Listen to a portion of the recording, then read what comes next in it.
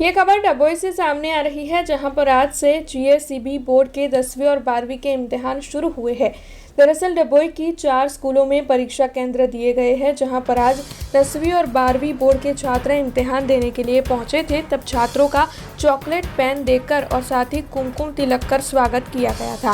वैसे आपको बता दें कि वहां पर दिव्यांगों के लिए विशेष इंतजाम भी करवाए गए थे, जबकि डभोई की दयाराम स्कूल पर छात्रों का उत्साह बढ़ाने के लिए सोनलबेन सोलंकी, योगेश भाई पटेल और अन्य कई अग्रणी मौजूद रहे थे।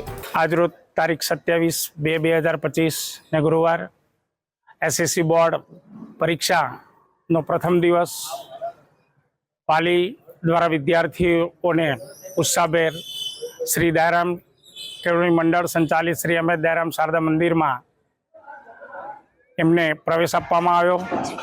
શાળામાં 20 બ્લોક 600 વિદ્યાર્થીઓ આજરોજ પરીક્ષામાં પ્રવેશ મેળવી લીધો છે।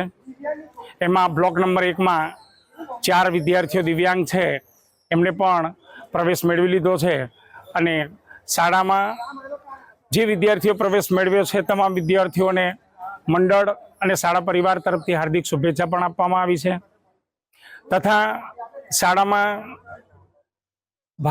ભારતીય જનતા પાર્ટી દ્વારા વિદ્યાર્થીઓને પેન આપી વિદ્યાર્થીઓને પ્રવેશ આપવામાં આવ્યો અને ડભોઈ કેન્દ્રમાં આશરે 1250 વિદ્યાર્થીઓ 4 શાળામાં અલગ અલગ શ્રી અમિત દયારામ શારદા મંદિર, શ્રી આરજી પંડ્યા હાઈસ્કૂલ ડભોઈ, મધેવી હાઈસ્કૂલ ડભોઈ, નવપત સાર્વજનિક હાઈસ્કૂલ ડભોઈ, આમ 4 શાળાઓમાં આશરે 1250 જેટલા વિદ્યાર્થીઓ બોર્ડની રેગ્યુલર પરીક્ષાઓનો આજે શુભ આરંભ થઈ રહ્યો છે।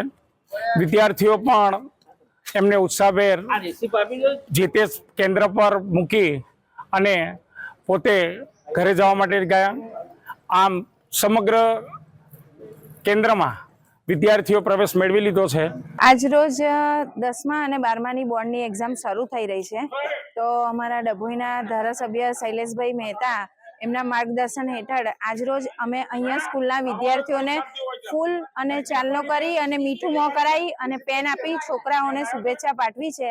તો ડભોઈ તાલુકામાં અને ડભોઈમાં જે 10માની 12ની બોર્ડની એક્ઝામ થઈ રહી છે, તો બધા વિદ્યાર્થીઓને અમારી ખૂબ ખૂબ શુભેચ્છા છે અને સૌથી સારું પરિણામ આપણા ડભોઈના લોકો લાવે એવી શુભેચ્છા પાઠવી છે અને ધારાસભ્યના માર્ગદર્શન હેઠળ આજ રોજ છોકરાઓને ખૂબ ખૂબ એમને પણ શુભેચ્છા પાઠવી છે અને એમના માર્ગદર્શન હેઠળ જ આજે અમે અહીંયા પેન વિતરણનો કાર્યક્રમ કર્યો છે। છોકરાઓને ગુલાબને મોં મીઠું કરાવી અને એક્ઝામની શુભેચ્છા પાઠવી છે। हमसे जुड़े रहने के लिए हमारे YouTube चैनल को सब्सक्राइब करें और नई वीडियो की नोटिफिकेशन के लिए बेल आइकॉन को दबाएं।